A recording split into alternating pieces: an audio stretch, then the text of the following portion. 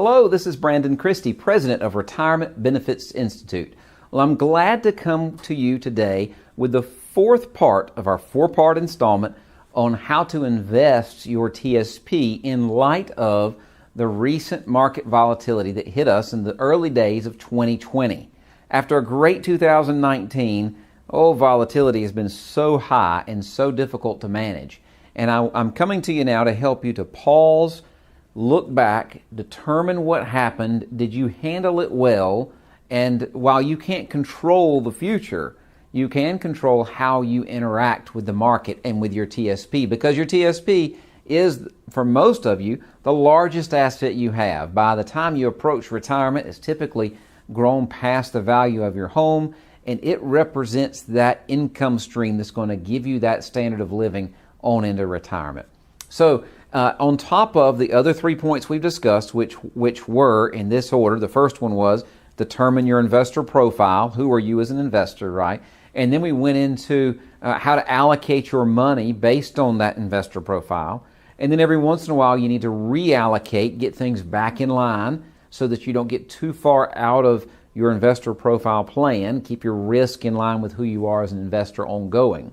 And the last point, the thing that really hit us the early days of 2020, is to bring home the point that you do not want to go with the flow. Do not go with the flow. When it comes to retirement investing, following the crowd is really no plan at all. Moving your funds to a certain investment because you heard some friends at the coffee station talking about it is not an investment plan. Just doing what everyone else is doing can have harsh consequences. At the very least, you could lose out on potentially higher returns. Doing with your finances what the guy next to you is doing is a poor financial strategy because you likely will not fully understand the consequences of your actions. The choices you make now will affect your retirement. Whether that is effect in negative or positive is largely up to you. Now, to go against the flow, we need to be informed about your investment options. Be aware of the risk you are taking on with each purchase. Is this level of uncertainty appropriate with your own view toward risk as well as your current financial situation? A few practical ways to go against the flow are to simply follow the first 3 retirement investment rules. By knowing your investing profile, you're allocating appropriately and reallocating tactically, you're already taking steps that many others are not. You also need to know the consequences of your investment. What are the tax implications? Are there particular regulations you need to follow and penalties you can incur if you don't follow the rules correctly? Losing money from ignorance is a common mistake, yet is so easily avoidable.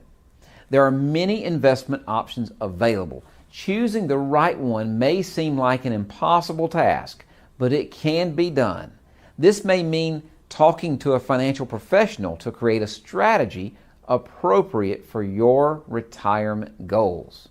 Considering the whole retirement picture is vital in this process. A one-size-fits-all approach doesn't work in investing because each person has so many variables at play.